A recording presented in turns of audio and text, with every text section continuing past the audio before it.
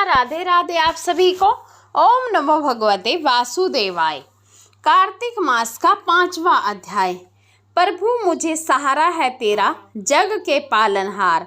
कार्तिक मास महात्म्य की कथा करूं विस्तार। राजा पृथु बोले, हे नारद, आपने कार्तिक मास में स्नान का फल कहा। अब अन्य मासों में विधि पूर्वक स्नान करने की विधि, नियम और उद्यापन की विधि भी बतलाइए। देवऋषि नारद ने कहा, हे राजन, आप भगवान विष्णु के अंश से उत्पन्न हुए हैं, अतः यह बात आपको ज्ञात ही है। फिर भी आपको यथाचित विधान बतलाता हूँ। आश्विन मास में शुक्ल पक्ष की एकादशी से कार्तिक के व्रत करने चाहिए। ब्रह्म मुहूर्त में उठकर जल का पात्र लेकर गांव से बाहर पूर्व अथवा उत्तर दिशा में जाना चाहिए। कार्तिक मास में इन बातों का जरूर ध्यान रखना चाहिए।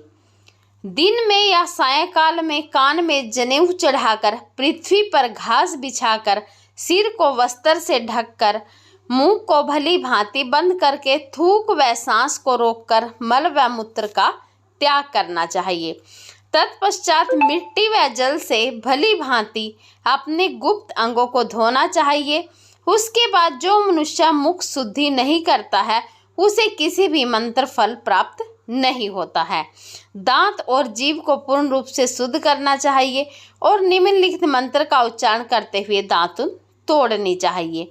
हे वनस्पते, आप मुझे आयु, कीर्ति, तेज प्रज्ञा, पशु संपत्ति, महाज्ञान, बुद्धि और विद्या प्रदान करो।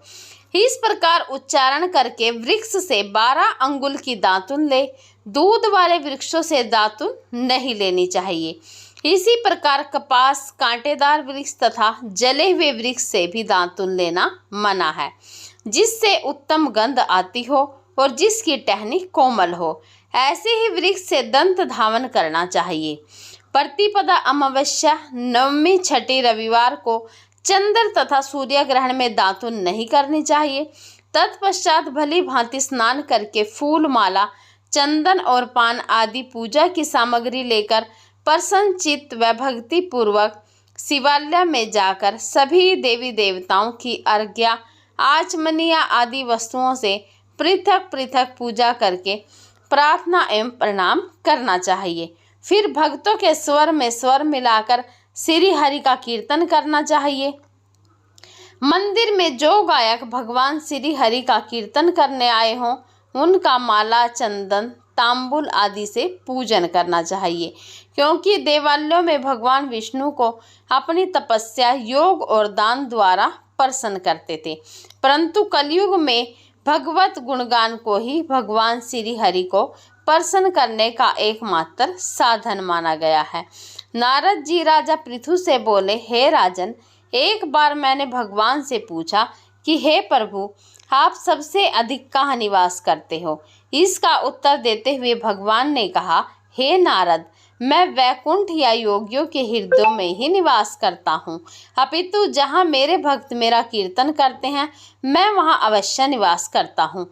जो मनुष्य चंदन माला आदि से मेरे भक्तों का पूजन करते हैं, उनसे मेरी ऐसी प्रीति होती है जैसे कि मेरे पूजन से भी नहीं हो सकती। नारद जी ने फिर कहा, शिरीष, धतूरा, गिरजा, चमेली, केसर, कंदार और कटहल के फूलों व चावलों से भगवान विष्णु की पूजा नहीं करनी चाहिए। अड़हल, कंद, गिरीश, जूही, मालती और केवड़ा के पुष्पों से भगवान शंकर की पूजा नहीं करनी चाहिए। जिन देवताओं की पूजा में जो फूल निर्दिष्ट हैं, उन्हीं से उनका पूजन करना चाहिए।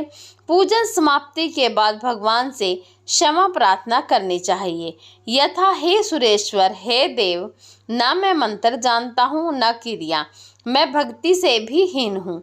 मैं जो कुछ भी आपकी पूजा की है उसे पूरा करें। ऐसी प्रार्थना करने के पश्चात साष्टांग प्रणाम करके भगवत कीर्तन करना चाहिए, श्री हरि की कथा सुनना चाहिए और प्रसाद ग्रहण करना चाहिए। जो मनुष्य उपरोक्त विधि के अनुसार कार्तिक व्रत का अनुष्ठान करते हैं, वह जगत के सभी सुखों को भोगते हुए अंत में मुक्ति को प्राप्त करते हैं। हरे कृष्णा, राधे राधे आप सभी को। 5वां अध्याय संपूर्ण हुआ।